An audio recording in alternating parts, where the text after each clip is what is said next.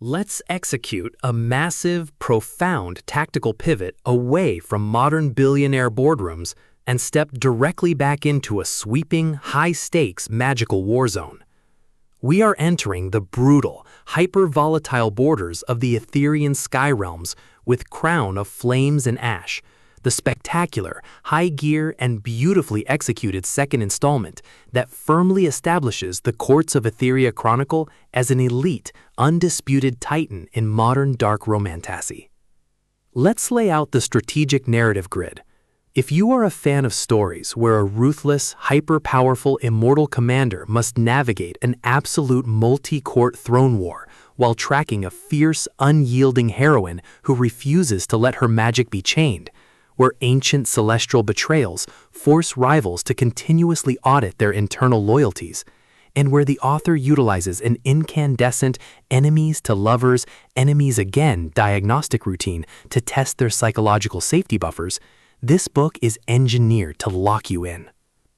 DeRosa completely dominates the unputdownable high-stakes romantasy dynamic, capturing the heart-racing momentum, sweeping elemental gravity, and unyielding psychological depth popularized by authors like Sarah J. Maas, Carissa Broadbent, and Jennifer L. Armentrout, while treating deep-seated survival instinct, legacy manipulation, and raw, untamed devotion with exquisite care.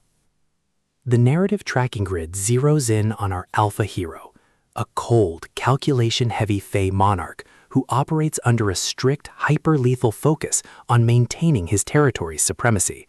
He doesn't follow destiny, he rewrites it, enforces his rule across fractured elemental courts, and eliminates any royal threat that crosses his active boundary lines.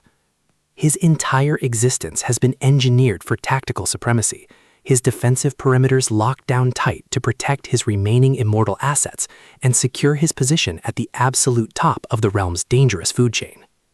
The spark ignites because our beautiful, fiercely resilient heroine is the ultimate threat to his structured grid.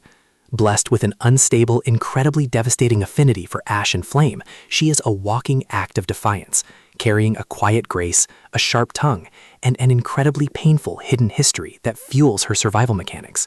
She isn't a passive asset to be played with by the high courts.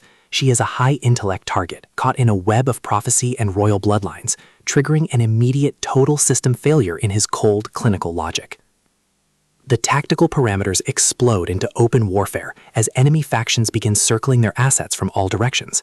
The investigative tracking clock drops into an incredibly hostile rhythm as the forced proximity reality of their political alliance turns his private mountain stronghold into a volatile psychological pressure cooker.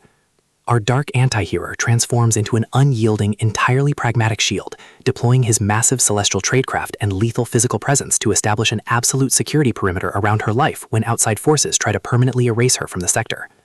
Every late-night psychological standoff, every tense confrontation with rival elemental courts, and every fiercely possessive touch chips away at their respective logical defense mechanisms. What follows is an exceptional, high-stakes war of psychological perspective and raw survival.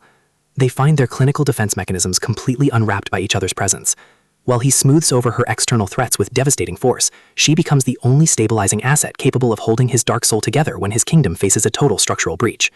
It is a dark romantasy, enemies-to-lover suspense, faded magic drama slow-burn immortal anti-hero epic masterpiece that treats deep mythological logistics and raw emotional intensity with elite precision. The tension here burns with a sharp, calculation-heavy intensity. We are talking about that high-frequency, I will burn down the heavens to keep you safe energy, where a sudden shift in court dynamics, an unexpected encounter behind locked fortress gates, or a heavy, possessive hand shielding a target behind a row of ancient stone pillars carries massive structural weight.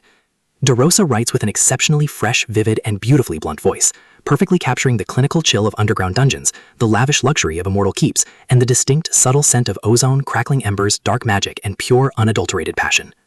What truly elevates this milestone second book into elite territory is the author's unmatched ability to write realistic emotional resilience alongside breathless romantic heat. Our heroine isn't a fragile captive waiting for rescue. Her immense psychological grit, razor-sharp wit, and deep capacity to withstand the ash match the complexity of the psychopathic world her protector dominates step for step, making her choice to surrender to the fire feel profoundly authentic and deeply gripping.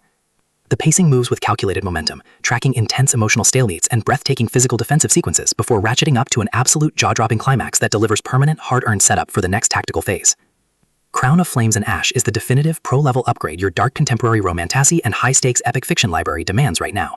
It is elegant, immensely fast-paced, and utterly unputdownable.